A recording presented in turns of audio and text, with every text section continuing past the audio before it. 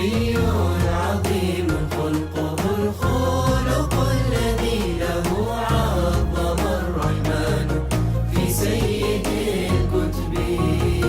به الله أنجانا من الشرك والردى ومن عمل الشيطان والجبت والنصب، وأدخلنا في خير دين يحبه ويرضاه دين الحق، فالحمد للرب.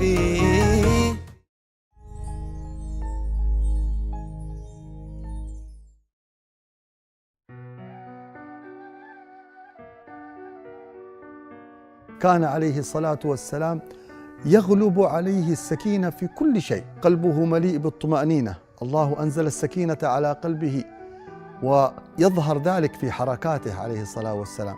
كان إذا مشى مع أن مشيته مشية قوية كأنه ينحط من صبب، إلا أنه يمشي الهوينة، يمشي بهدوء. إذا التفت جميعا، لا يلتفت برأسه يعني لا يتلفت تلفتات كثيرة، بل يلتفت جميعا. إذا أشار بيده، إذا ضحك كان جل ضحكه التبسم، لم يكن صخابا بالأسواق. من أسباب فقد السكينة أننا لا نجلس إلى أنفسنا. الواحد يصبح من الصباح مباشرة فتح عينه، شغل الجهاز، نظر إلى أخبار العالم، مباشرة قابل ألوان البشر في لحظة واحدة.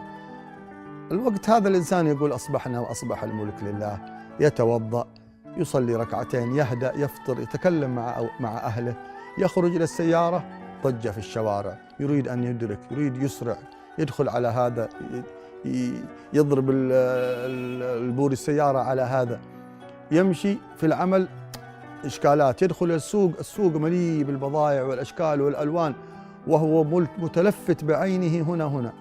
وقت الراحة، وقت القيلولة، إذا أعطوه راحة في العمل شغل الجهاز مباشرة على شبكات التواصل الاجتماعي. رجع في البيت، وقت أن يضع الإنسان ظهره على الأرض أو الكنب مشغول. حتى السرير الذي وقت النوم والراحة والاسترخاء ماسك بالجهاز هذا، فتجد الإنسان مستفز. لو نظرنا إلى سيرة رسول الله تصفحناها، ما سمع أن النبي صلى الله عليه وسلم كان ينادي من بعيد يا فلان، ما كان يصرخ، بل كان النبي صلى الله عليه وسلم ينادي من بجانبه. إذا كان شخص بعيد يرسل إليه من يناديه أو يذهب إليه صلى الله عليه وآله وصحبه وسلم.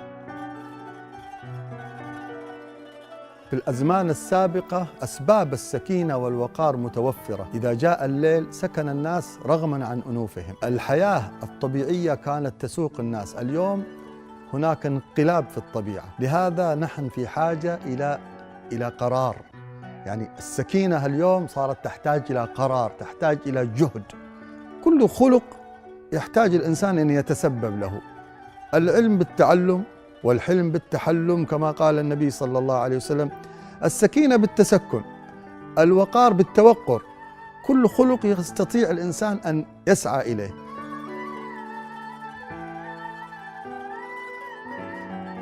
أولاً بأن يكون عندي رغبة في هذا، يكون عندي قناعة بأن السكون والوقار هو الأصل، هو الجمال. أما إذا كانت الفكرة من البداية أن الحركة، أن التلفتات، أن التقفيز هذا هو الجمال، فمن الأساس الأمر معكوس. لكن القناعة أولاً، لأن نموذجنا الإنساني الأرفع رسول الله كان هكذا. ثانياً تكلف ذلك بأن يعود الإنسان نفسه أن يكون رزين، لا يكون إنسان خفيف. ثالثاً الأسباب المعنوية، الذكر لله سبحانه وتعالى، الخلوة مع الله سبحانه وتعالى، الاستيقاظ في الثلث الأخير من الليل، الخطاب مع النفس الداخلي. يعني كثير من الناس لا يعرف أن يتكلم مع نفسه، يتكلم مع الناس، يشوف الأشياء اللي خارج فقط، ما يستطيع أن ينظر إلى داخله، فلذلك تجد دائما عنده مشاكل واستفزاز. الاجتماع على ذكر الله. ما اجتمع قوم يذكرون الله إلا حفتهم الملائكة ونزلت عليهم السكينة وغشيتهم الرحمة وذكرهم الله في من عنده. إذن السكينة هو شيء يتنزل من العالم الأعلى، إذا نزل على قلب الإنسان سكن ورسخ.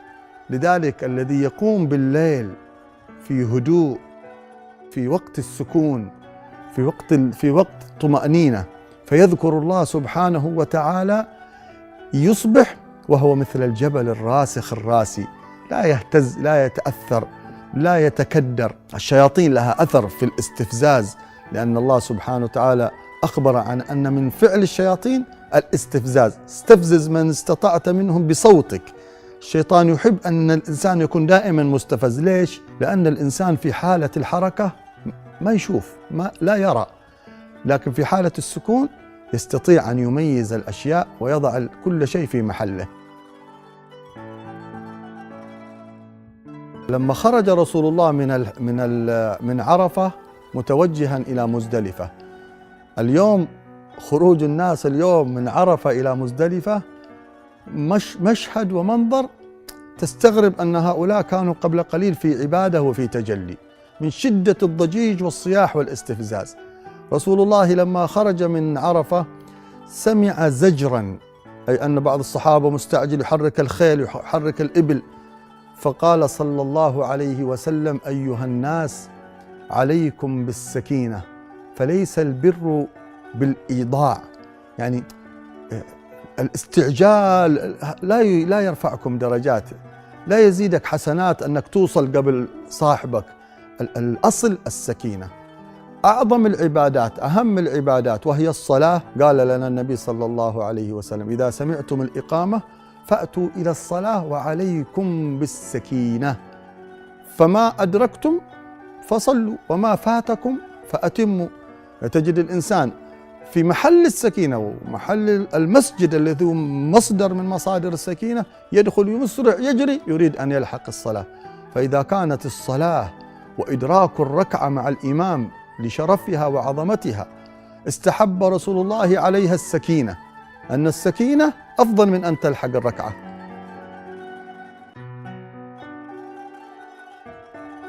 نحن محتاجين حاجة كبيرة جدا إلى الراحة، محتاجين للطمأنينة، محتاجين للسكينة، محتاجين للهدوء والوقار، محتاجين في حركاتنا، في سكناتنا، في البيت مع الأولاد مع البنات، نعود أنفسنا على هذه الحركات الهادئة الساكنة.